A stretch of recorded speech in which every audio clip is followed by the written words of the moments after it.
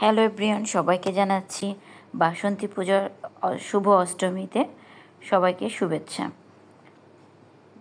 তবে আজকে যে অষ্টমী ছিল তো আমাদের জানা ছিল না।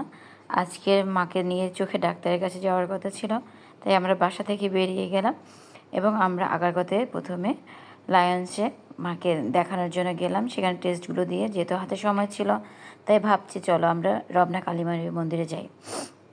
যেই ভাবনা সেই কাজ। আমাদের মেট্রো পাসিং কার্ড অবশ্যই আছে, শুধু মারটা ছিল না, তাই মারও একটা টিকিট নিলাম এবং মাও সে নিজে নিজে পাঞ্চ করেই প্রথমে মেট্রো করে আজকে যাবে। সত্যি সন্তানদের কাছে এই ছোট ছোট জিনিসগুলো খুব ভালো লাগে। বাবা মাকে নতুন কিছু দেখানো, নতুন জায়গায় ঘোরানো, এটা সব সন্তানেরই ভালো লাগে। কারণ আপনি যতটাই পরিশ্রম করেন কে কিছু বলবেন, কিন্তু মা বলে যে এবার একটু রেস্ট নে, এবার নিজের দিকে তাকা। আমরা মেট্রো করে ঢাকা বিশ্ববিদ্যালয়ে ওখানে নামলাম।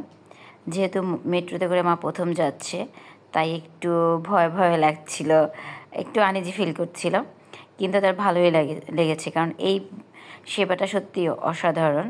যেহেতু এখন বর্তমান ঢাকার অবস্থা ভালো না, তারপরে রাস্তায় যানজট, সব কিছু মিলে আমার কাছে মেট্রো রেলে যাওয়াটা অনেকটাই নিরাপদ এবং অনেক সময় বাঁচিয়ে দেয়।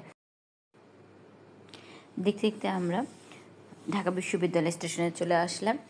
আমরা নেমে যাচ্ছি, তবে চলুন মন্দিরই দেখা হচ্ছে। এখন ততটা দোকানপাট এখন ওইখানে আশেপাশে অতটা খুলেনি, খুব অল্প কিছু দোকানপাট আছে। আমরা মন্দিরের জন্য মোম, ধূপকাঠি এবং ভোগ নিলাম। এখানে অনেক কিছুই আছে, আপনি ধর্মীয় যত কিছু জিনিসই আপনি দরকার এখান থেকে পেয়ে যাবেন। তার সাথে সাথে সুন্দর সুন্দর পলা, শাখা, এগুলোও কিনতে পাওয়া যায়। ঠাকুরের স্টিকারগুলো আমার দেখতে বেশ ভালো লেগেছে। যেহেতু এখানটা আসলে পরে মনটা ভালো হয়ে যায়। মন্দির মানে একটা ধর্মের স্থান, এটা শান্তির জায়গা। আমার তো মন্দিরে আসলে মনের শান্তি অনেক বেড়ে যায়। আর যদি কোনো কষ্ট থাকে, দুঃখ থাকে, আমি মনে করি মায়ের কাছে তা প্রকাশ করলে মা আপনার সে সমস্ত কষ্ট দূর করে দেবে। আজ যেহেতু অষ্টমী পূজা ছিল, তাই অনেক ভক্তবৃন্দ এসেছিলো, মায়ের অনেক সন্তানরা এসেছিলো। সত্যি এখানে এসে আমারও খুব ভালো লাগলো, মাকে দর্শন করতে পারলাম। আর আজকে ছিল বাসন্তী পূজা। রাবণকে বধ করে সীতাকে উদ্ধার করার জন্য রাম 108টি পদ্ম ফুল দিয়ে দেবী শক্তি, দেবী দুর্গাকে আহ্বান জানিয়েছিলেন। মা তার ভক্ত রামকে তার সমস্ত শক্তি দিয়ে সাহায্য করেছিলেন এবং রাম তার প্রাণপ্রিয়, ভালোবাসা এবং সহধর্মিণী দেবী সীতা দেবীকে উদ্ধার করেছিলেন। এরকম অনেক ধর্মকথা আমরা পুরাণ পড়লে জানতে পারি।